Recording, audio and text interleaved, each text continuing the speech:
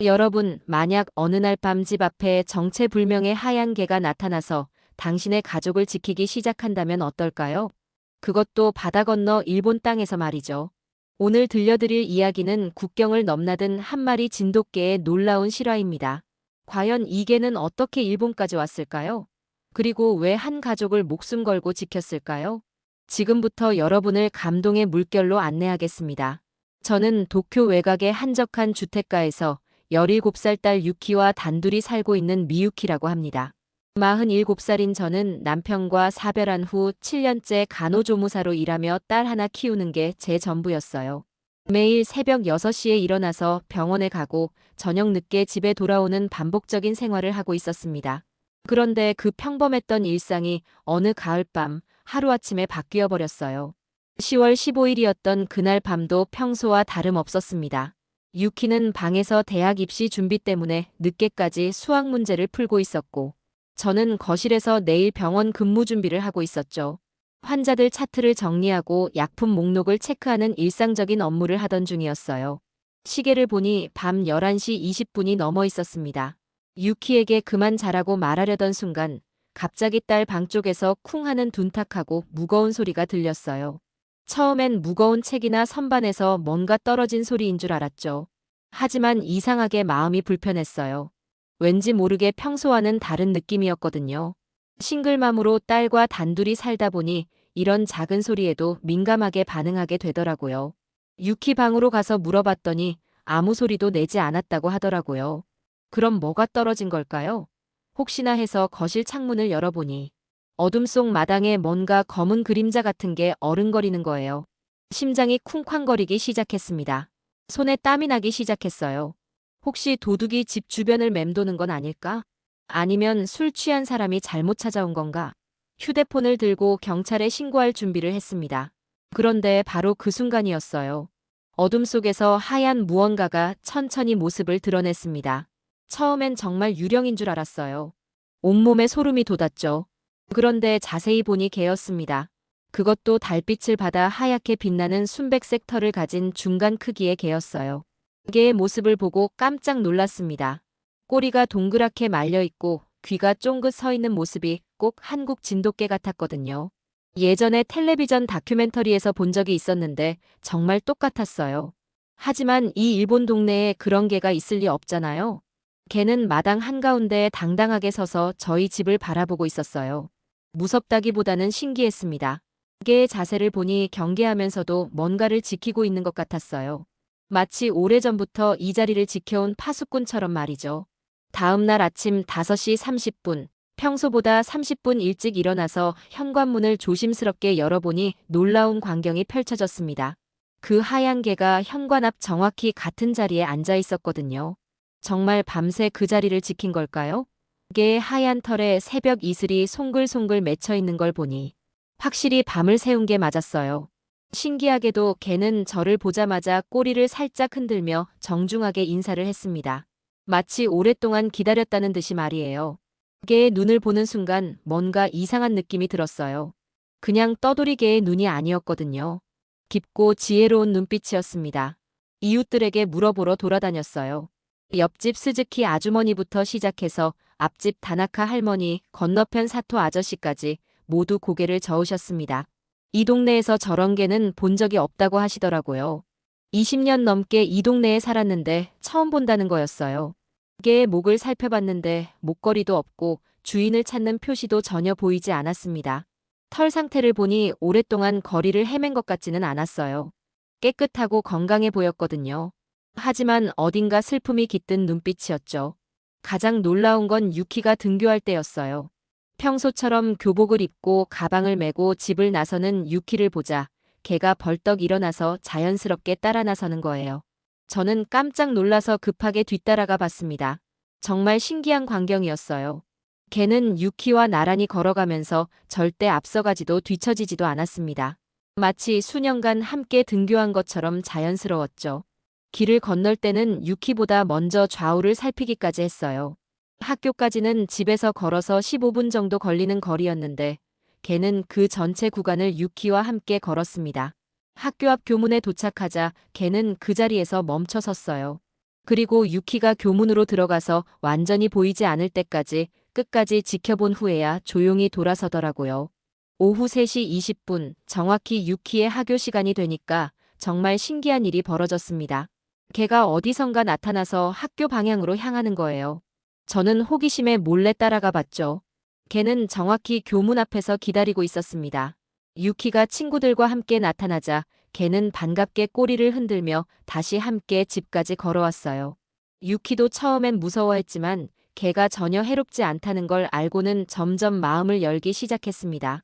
심지어 걔와 이야기까지 하더라고요. 며칠이 지나자 유키가 저에게 말했습니다. 이 개에게 이름을 지어주고 싶다고 하면서 시로라고 부르면 어떻겠냐고 하더라고요. 하얀색이라는 뜻의 일본말 시로 말이에요. 저도 그 이름이 개의 순백색 털과 너무 잘 어울린다고 생각했습니다. 시로가 우리 집에 나타난 지 정확히 2주가 지났을 때였습니다. 동네에 심상치 않은 소문이 돌기 시작했어요. 검은 후드를 쓴 수상한 남자가 하교하는 여학생들을 따라다니며 이상한 행동을 한다는 거였죠. 특히 오후 4시에서 6시 사이 학원과 골목길에서 자주 목격된다는 제보가 여러 건 들어왔습니다. 지역 경찰서에서도 순찰을 강화했지만 그 남자는 교묘하게 피해 다녔어요. 학부모들 사이에서는 불안감이 커져갔죠. 저도 유키에게 몇 번이나 당부했습니다. 가능하면 친구들과 함께 다니고 늦은 시간엔 절대 혼자 돌아다니지 말라고 했어요. 그런데 정말 그 끔찍한 일이 벌어졌습니다. 11월 2일 화요일, 유키가 방과 후 수학학원에서 돌아오던 길이었어요. 평소보다 30분이나 늦은 오후 7시였죠. 해는 이미 떨어지고 가로등만이 어둠을 밝히고 있었습니다. 집에서 200m쯤 떨어진 골목길, 평소에 유키가 지나다니던 익숙한 길이었어요. 좁은 골목이라 가로등이 하나밖에 없어서 항상 조금 어두웠죠. 그런데 바로 그곳에서 그 남자가 기다리고 있었던 겁니다. 유키가 나중에 떨리는 목소리로 들려준 얘기를 들으면 지금도 소름이 돋아요. 그 남자는 처음엔 길을 물어보는 척하며 접근했다고 해요. 역까지 가는 길을 아느냐고 하면서 핸드폰 지도를 보여주더라는 거예요. 유키는 착한 마음에 길을 알려주려 했죠. 그런데 그 남자가 점점 가까이 다가오면서 이상한 말을 하기 시작했다는 거예요. 혼자 사느냐, 부모님은 뭐 하시느냐 같은 개인적인 질문들을 던지면서 말이에요. 유키가 이상함을 느끼고 뒤로 물러나려던 바로 그 순간이었습니다. 어디선가 시로가 번개처럼 나타났어요.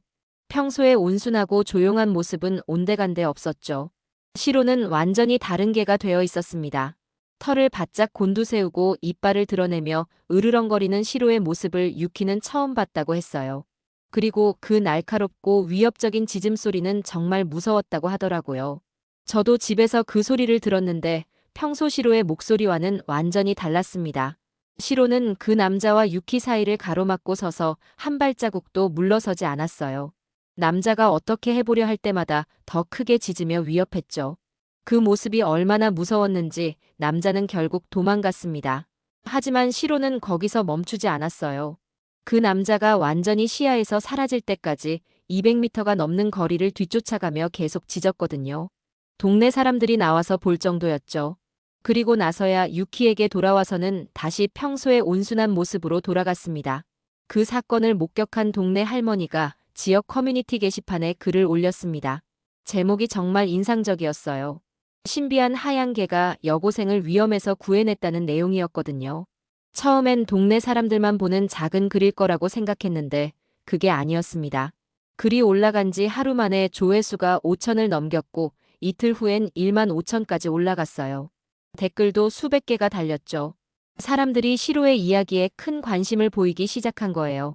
어떤 분은 자신도 비슷한 경험이 있다며 긴 댓글을 달기도 했습니다. 그 글이 다른 커뮤니티로 퍼져나가면서 더 많은 사람들이 알게 됐어요. 특히 동물을 좋아하는 사람들 사이에서 화제가 됐죠. 시로가 어떤 품종인지, 어디서 온 개인지에 대한 궁금증이 폭발했습니다. 며칠 후 아침, 갑자기 집 앞에 정장을 입은 낯선 사람이 찾아왔어요. 자신을 지역 신문 기자라고 소개하며 시로에 대한 기사를 쓰고 싶다고 하더라고요. 정체불명의 하얀 개가 여고생을 구출한 감동적인 이야기를 꼭 많은 사람들에게 알리고 싶다고 했습니다.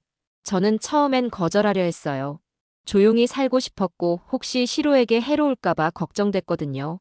하지만 유키가 시로를 자랑하고 싶다고 하더라고요. 시로가 얼마나 용감하고 착한 개인지 모든 사람들이 알았으면 좋겠다고 했습니다. 기자분이 시로를 보더니 정말 신기해하셨어요. 이런 품종의 개를 일본에서 보기 힘들다면서 혹시 어디서 온 개인지 아느냐고 물어보셨거든요. 저도 궁금했지만 당시엔 전혀 알 수 없었죠. 11월 8일 기사가 나간 다음 날부터 정말 놀라운 일이 벌어졌습니다. 아침부터 전화가 계속 왔어요. 시로를 보고 싶다는 사람들, 비슷한 경험을 했다는 사람들, 심지어 도쿄의 텔레비전 방송국에서도 연락이 왔습니다. 가장 많이 받은 질문은 시로의 정체에 관한 것이었어요. 이 개가 어디서 왔는지, 주인은 누구인지, 어떤 품종인지에 대한 궁금증이 폭발한 거죠. 저도 그게 가장 궁금했지만 알 방법이 없었습니다. 그러던 중 이웃집 야마다 아저씨가 좋은 아이디어를 주셨어요. 자신이 예전에 동물병원에서 일했는데 요즘은 개들이 마이크로칩을 심는다며 시로도 혹시 그런 게 있을지 모른다고 하셨거든요. 다음 날 바로 시로를 데리고 동네 동물병원에 갔습니다. 시로는 병원을 무서워하지 않고 얌전히 검사를 받았어요. 수의사 하세가와 선생님이 특수 스캐너로 시로의 목과 어깨 부분을 천천히 살펴보더니 갑자기 놀라셨습니다. 정말 마이크로칩이 있다는 거예요. 그것도 국제 규격의 ISO 칩이라고 하셨죠. 선생님이 컴퓨터로 그 칩의 15자리 숫자를 입력해서 국제 동물 등록 시스템을 검색해 보더니 더욱 놀라운 표정을 지으셨어요. 시로의 출생지가 대한민국 전라남도 진도군이라는 거였어요. 한국에서 온 개라고요? 그것도 진돗개의 고향인 바로 그 진도에서 어떻게 한국개가 일본까지 온 걸까요? 그날 밤 저는 잠을 이룰 수 없었습니다. 다음 날 아침 일찍 하세가와 수의사 선생님으로부터 연락이 왔습니다. 밤새 국제동물 등록 시스템을 통해 추적한 결과 시로의 자세한 이력을 알아냈다는 거예요. 저는 가슴이 두근거리며 병원으로 달려갔습니다. 선생님이 들려준 이야기는 정말 놀라웠어요. 2022년 3월 일본 후쿠오카의 한 동물보호단체인 큐슈동물구조회가 한국 진도군 보호소와 연계해서 진돗개 구조 사업을 진행했다고 하더라고요. 그때 시로를 포함해서 총 12마리의 진돗개가 일본으로 입양됐다는 거였습니다. 진돗개들이 일본에 온 배경을 들어보니 마음이 아팠어요. 한국에서도 진돗개 유기 문제가 심각하다고 하더라고요. 특히 시로가 있던 진도 보호소는 수용 능력을 초과해서 안락사 위기에 처한 개들이 많았다고 했습니다. 시로는 당시 생후 8개월 된 어린 개였어요. 어미와 헤어져서 보호소에 맡겨진 상태였죠. 일본의 큐슈동물 구조회에서는 이런 상황을 알고 진돗개들에게 새로운 기회를 주고 싶어 했던 거예요. 하지만 진돗개는 워낙 예민하고 주인에 대한 충성심이 강해서 새로운 환경에 적응하기 어려운 품종이라고 했어요. 특히 어린 나이에 환경이 바뀌면 스트레스를 많이 받는다고 하더라고요. 후쿠오카 보호소 야마구치 소장과 직접 통화를 해봤는데 시로에 대해서 잘 기억한다고 하셨어요. 특별히 영리하고 사람을 잘 따르는 개였지만 동시에 매우 예민해서 적응에 오랜 시간이 걸렸다고 했습니다. 시로는 후쿠오카 보호소에서 1년 2개월 동안 지냈어요. 여러 가정의 입양 신청이 들어왔지만 시로가 쉽게 마음을 열지 않았다고 해요. 새 가족을 만나도 며칠 후면 다시 보호소로 돌아오곤 했다고 하더라고요. 그런데 2023년 8월 그 보호소에서 전기 합선으로 인한 화재가 발생했다는 거예요. 다행히 인명피해는 없었고 대부분의 동물들도 무사했지만 그 혼란 속에서 시로를 포함한 3마리가 실종되었다고 했습니다. 소방관들과 자원봉사자들이 며칠 동안 수색했지만 찾을 수 없었어요. 시로는 그때부터 행방불명이 된 거죠. 야마구치 소장은 그때 일을 떠올리며 정말 미안하다고 하셨습니다.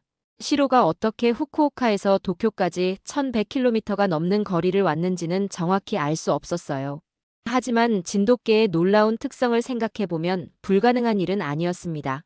진돗개는 방향 감각이 뛰어나고 수백 킬로미터를 이동할 수 있는 체력과 의지를 가지고 있거든요. 무엇보다 진돗개는 한번 마음을 정하면 절대 포기하지 않는다고 해요. 시로는 아마도 화재의 공포와 혼란 속에서 도망친 후 자신만의 새로운 가족을 찾아 1년 2개월 동안 긴 여행을 했을 거예요. 그러다 우리 가족을 만나게 된 거죠. 시로의 놀라운 정체가 알려지자 일본 언론들이 앞다투어 관심을 보이기 시작했어요. 지역신문 기사가 아사히신문, 요미우리신문 같은 전국지로 확산되면서 한국에서 온 개가 일본 여고생을 구했다는 이야기가 전국적인 화제가 됐습니다. 헤드라인도 자극적이었어요. 바다 건너온 충성의 사자, 한국 진돗개가 일본 소녀를 구하다라고 나왔죠. 11월 15일 NHK 저녁 7시 뉴스에서 시로 이야기를 5분 동안 특집으로 방송했어요. 기자가 직접 우리 집에 와서 촬영했는데 시로는 정말 의젓하게 카메라 앞에서 포즈를 취했습니다. 인터뷰 중에 기자가 시로에게 앉으라고 일본어로 말했는데 시로가 바로 앉더라고요. 정말 영리한 개였어요. 그 방송이 나간 후 반응이 폭발적이었습니다. NHK 시청자 게시판에 하루 만에 댓글이 3,000개가 넘게 달렸어요. 대부분 시로를 칭찬하는 내용이었죠. 한 시청자는 이렇게 썼더라고요. 국적은 다르지만 마음은 하나다. 시로야 고맙다고 말이에요. 더 놀라운 건 이 소식이 바다 건너 한국까지 빠르게 퍼졌다는 거였어요. 일본 거주 한국인이 NHK 뉴스를 번역해서 한국 최대 온라인 커뮤니티인 사이트에 올렸거든요. 제목이 정말 인상적이었어요. 일본 땅에서 꽃 피운 우리 진돗개의 위대한 충성심이라고 했죠. 한국 네티즌들의 반응이 정말 뜨거웠습니다. 하루 만에 조회수 50만, 댓글 3,000개를 넘겼어요. 역시 진돗개라며 자랑스러워하는 댓글들이 쏟아졌습니다. 천리길도 마다 않고 가족을 찾아가는 게 진돗개의 본능이라는 댓글도 있었죠. 어떤 분은 시로가 한일 관계 개선에 기여했다고 농담 반 진담 반으로 쓰기도 했어요. 특히 인상 깊었던 댓글이 있었어요. 한 분이 이렇게 썼더라고요. 시로는 단순히 개가 아니라 한일 친선 대사다. 정치적 갈등은 있을 수 있지만 생명을 지키는 마음에는 국경이 없다고 말이에요. 정말 맞는 말이라고 생각했습니다. 11월 18일에는 한 뉴스에서도 이 이야기를 다뤘어요. 앵커가 한일 관계가 어려울 때도 있지만 시로 같은 이야기는 두 나라 사람들의 마음을 하나로 만든다고 논평했다고 들었습니다. 그 방송을 본 한국인들이 시로를 응원하는 메시지를 많이 보내왔어요. 심지어 CNN과 BBC 같은 해외 언론에서도 관심을 보였어요. CNN은 국경을 넘나든 개의 충성심이라는 제목으로 기사를 냈고 BBC는 시로를 사랑해는 국경이 없음을 보여준 4발 달린 영웅이라고 소개했습니다. 전 세계가 시로에 주목하고 있었어요. 유튜브에도 시로 관련 영상들이 쏟아져 나왔어요. 한국어, 일본어, 영어로 된 영상들이 각각 수십만 조회수를 기록했죠. 댓글을 보니 미국, 유럽, 동남아시아 사람들까지 시로의 이야기에 감동하고 있었어요. 정말 신기했습니다. 11월 20일에는 한국의 방송국에서 연락이 왔어요. 화상 인터뷰를 하고 싶다는 거였습니다. 저는 한국어를 할 줄 모르지만 통역을 통해서라도 꼭 한국 시청자들에게 인사하고 싶다고 했습니다. 시로 덕분에 한국과 특별한 인연이 생긴 것 같아서 정말 기뻤어요. 인터뷰에서 시로가 얼마나 훌륭한 개인지 열심히 설명했습니다. 매일 유키를 등하교시켜주고 위험에서 지켜주는 시로의 이야기를 자세히 들려줬죠. 한국 시청자들도 정말 감동했다는 피드백을 받았어요. 시로 덕분에 저희 가족이 한일 양국의 사랑을 받게 된 거였습니다. 시로의 이야기가 전국적으로 알려지면서 우리 동네는 완전히 달라졌습니다. 이웃들이 시로를 보는 눈빛이 경외감으로 바뀌었어요. 처음엔 그냥 떠돌이 개 정도로 생각했는데 이제는 동네의 영웅이자 자랑거리가 되었거든요. 심지어 관광객들이 시로를 보러 우리 동네까지 찾아오기 시작했어요. 매일 아침 시장에 다녀오시는 스즈키 할머니가 시로를 위해 특별한 음식을 챙겨오시기 시작했어요. 개들 건강에 좋다며 직접 끓인 닭고기 국물에 현미밥을 말아서 가져다 주셨죠. 시로는 정말 맛있게 먹으면서 할머니에게 깍듯하게 머리를 숙여 인사했습니다. 예의가 정말 바른 개였어요. 건너편 다나카 아저씨는 겨울이 다가온다며 시로를 위해 특수 제작된 방수 담요를 사다 주셨어요. 비가 와도 젖지 않고 바람도 막아주는 고급 소재라면서 시로가 추위에 떨까봐 밤잠을 못 잔다고 하시더라고요. 이웃들의 따뜻한 마음이 정말 고마웠습니다. 가장 감동적이었던 건 동네 마루야마 초등학교에서 일어난 일이었어요. 3학년 담임인 기무라 선생님이 아이들에게 시로 이야기를 들려주셨다고 하더라고요. 그랬더니 아이들이 자발적으로 시로 그림 그리기 대회를 열자고 했다는 거예요. 정말 순수한 마음들이었죠. 일주일 후 아이들이 32장의 시로 그림을 가져와서 보여줬는데 정말 눈물이 날 뻔했어요. 어떤 아이는 시로가 유키를 나쁜 사람으로부터 지키는 모습을 용감하게 그렸고 어떤 아이는 시로와 유키가 손을 잡고 함께 등교하는 평화로운 모습을 그렸더라고요. 특히 8살 하루토라는 아이가 그린 그림이 인상적이었어요. 시로가 한국과 일본 사이에 무지개 다리를 놓고 있는 모습이었거든요. 그림 아래에는 이렇게 썼더라고요. 시로는 한국에서 온 우리 동네 수호신이라고 말이에요. 어린아이가 쓴 글인데도 마음이 뭉클했습니다. 저희도 이제 시로를 정식으로 가족으로 받아들이기로 결심했어요. 12월 1일 구청에 가서 반려동물 등록을 정식으로 했습니다. 건강검진과 일본 내 필수 예방접종도 모두 받았어요. 시로는 이제 법적으로도 완전히 우리 가족이 된 거죠. 시로를 위한 전용 공간도 제대로 마련해줬어요. 현관 앞에 단열이 잘 되는 아담한 원목 계집을 설치했는데 시로가 정말 좋아하더라고요. 하지만 여전히 집 안으로는 들어오려 하지 않았어요. 자신만의 철칙과 원칙이 있는 것 같았습니다. 시로도 자신이 얼마나 사랑받고 있는지 확실히 알고 있는 것 같았어요. 예전보다 훨씬 활발해졌고 유키와도 더욱 친밀해졌습니다. 주말에는 함께 근처 사쿠라 공원에서 산책도 하고 프리스비 놀이도 했죠.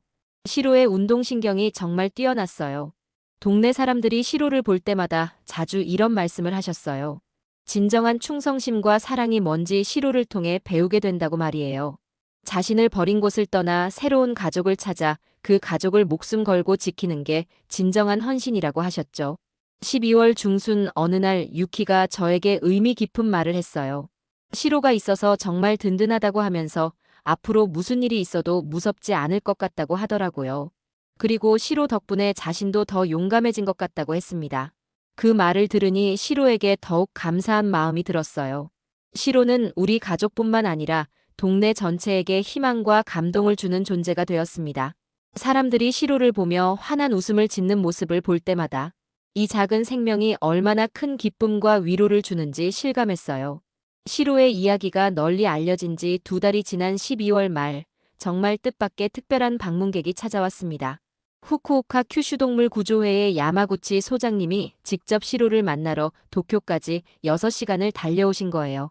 저는 처음엔 혹시 시로를 되찾아가려는 건 아닐까 가슴이 철렁했습니다. 하지만 야마구치 소장님의 첫마디를 듣고 완전히 안심이 됐어요. 시로를 다시 데려가려는 게 아니라 안부를 확인하고 감사 인사를 드리러 왔다고 하시더라고요. 그리고 시로의 건강하고 행복한 모습을 보더니 정말 다행이라며 큰 안도의 한숨을 쉬셨습니다. 소장님이 들려준 이야기가 정말 감동적이었어요. 진돗개는 한번 마음을 정한 가족을 절대 바꾸지 않는다면서 시로의 마음이 이미 완전히 우리 가족에게 가 있다는 걸 보면 확실히 알 수 있다고 하셨거든요. 그러니 억지로 데려가는 건 시로에게 오히려 해가 될 거라고 말씀하셨어요. 2024년 1월 일본의 유명한 다큐멘터리 제작팀에서 연락이 왔어요. 시로에 대한 60분짜리 특별 프로그램을 만들고 싶다는 거였습니다. 제목도 이미 정해져 있었어요. 바다를 건넌 하얀 수호신, 진돗개 시로의 기적이라고 했죠. 촬영은 2주에 걸쳐 진행됐어요. 시로의 일상부터 시작해서 유키와의 등하교 모습, 동네 사람들과의 교감, 심지어 시로가 좋아하는 장난감까지 모든 것을 세세하게 담았습니다. 시로는 카메라를 전혀 의식하지 않고 평소와 똑같이 자연스럽게 행동했어요. 가장 특별했던 건 한국과의 화상 연결 촬영이었습니다. 진도에 있는 진돗개 보호소 및 시로의 고향과 연결해서 시로의 뿌리를 보여주는 시간이었거든요. 화면 너머로 보이는 진도의 아름다운 바다와 들판을 보니 시로가 고향을 그리워할까봐 마음이 아팠어요. 다큐멘터리 인터뷰에서 기자가 정말 의미 있는 질문을 했습니다. 시로를 어떤 존재로 생각하느냐고 말이에요. 저는 깊이 생각해 본 후 진심을 담아 이렇게 답했습니다. 이 개는 한국에서 태어났지만 이제는 일본 사람들의 마음도 깊이 감동시켰다고 말이죠. 시로는 국경을 넘나든 진정한 친구이자 가족이라고 했어요. 혈연이나 국적과는 전혀 상관없이 순수한 사랑과 신뢰로 맺어진 관계라고 말했습니다. 그 말을 하면서 저도 모르게 눈물이 나더라고요. 3월에 다큐멘터리가 방송된 후 반응이 정말 뜨거웠어요. 시청률도 15%로 높았지만 무엇보다 시청자들의 반응이 감동적이었습니다. 한국과 일본을 넘나들며 사랑의 메시지를 전한 시로에게 감사하다는 의견이 쏟아져 나왔어요. 특히 한국에서 온 반응이 정말 뜨거웠어요. 우리나라 진돗개가 일본에서 이렇게 사랑받는다며 자랑스러워하는 메시지들이 많았습니다. 동시에 시로를 평생 잘 돌봐줘서 고맙다는 감사 인사도 정말 많이 받았어요. 어느 날은 정말 특별한 일이 있었어요. 한국에서 온 관광객 가족이 시로를 보러 왔는데 할아버지가 시로를 보더니 눈물을 글썽이시는 거예요. 자신도 어릴 때 진돗개를 키웠는데 시로를 보니 돌아가신 그 개가 생각난다고 하시더라고요. 그 할아버지가 시로에게 한국말로 뭔가 정겨운 말씀을 하시는데 신기하게도 시로가 반응을 보이는 거예요. 귀를 쫑긋 세우고 꼬리를 흔들면서 할아버지에게 다가갔어요. 역시 고향의 언어를 어딘가에서 기억하고 있는 걸까요? 시로의 이야기는 이제 단순한 개 이야기를 완전히 넘어섰어요. 국경을 초월한 사랑과 충성에 살아있는 상징이 되었죠. 어려운 한일 관계 속에서도 마음과 마음을 이어주는 따뜻한 다리 역할을 한 거예요. 지금도 시로는 매일 변함없이 유키와 함께 등하교를 합니다. 동네 사람들의 깊은 사랑을 받으며 정말 행복하게 살고 있어요. 때로는 시로를 보러 온 관광객들이 사진을 찍어가기도 하지만 시로는 늘 차분하고 의젓합니다. 저는 시로를 보면서 자주 깊이 생각해요. 진정한 사랑에는 정말로 국경도 언어도 종족도 중요하지 않다는 걸 말이에요. 시로는 한국에서 태어났지만 일본에서 새로운 가족을 만났고 그 가족을 자신의 목숨보다 소중히 여기며 지켰습니다. 시로가 우리에게 가르쳐준 가장 소중한 교훈이에요. 사랑은 말이나 국적을 초월한다는 것, 그리고 진정한 가족은 혈연이 아니라 마음으로 맺어진다는 것 말이죠. 시로 덕분에 우리 가족은 더욱 단단해졌고 전 세계 많은 사람들과 소중한 인연을 맺을 수 있었습니다. 여러분, 시로의 이야기는 어떠셨나요? 바다를 건너온 한 마리. 진돗개가 보여준 무조건적인 사랑과 충성심이 정말 감동적이지 않나요?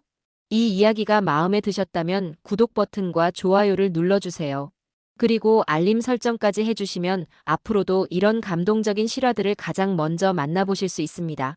진정한 사랑 앞에서는 종족도, 국경도, 언어도 중요하지 않다는 걸 시로가 증명해 보였습니다. 여러분의 삶에도 시로 같은 특별한 인연이 찾아오길 바라며 다음에 또 다른 감동적인 이야기로 찾아뵙겠습니다.